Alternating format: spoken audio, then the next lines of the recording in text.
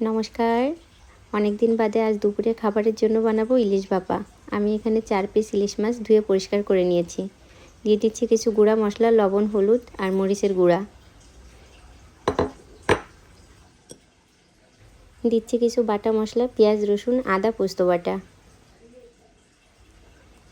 দিয়ে দিলাম কয়েকটা কাঁচা পাকা মরিচ, সাথে দিয়ে দিলাম পরিমাণ মতো সরষের তেল।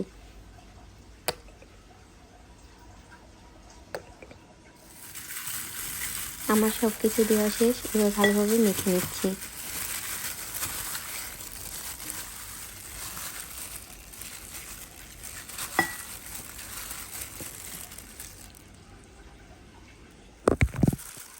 যেহেতু আমি ইলিশ মাছ ভাপা করব, তো এই বাটিতে আমি মাছগুলো দিয়ে ভাতের ভিতর বসিয়ে দেব।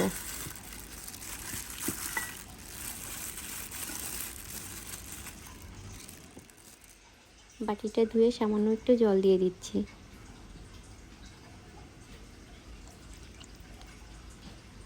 এখন মুখটা ঢাকা দিয়ে ভাতের ভিতর বসিয়ে দেব।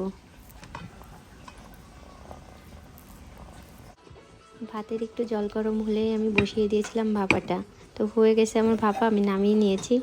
ধোয়ার জন্য কিছু বোঝা যাচ্ছে না। খেয়ে দেখা যাক আমার ইলিশ মাছ ভাপাটা কেমন হয়েছে। তো ভিডিওটা আমি এখানেই শেষ করছি। সবাই ভালো থাকবেন, সুস্থ থাকবেন। দেখা হবে নতুন কোনো ভিডিও নিয়ে।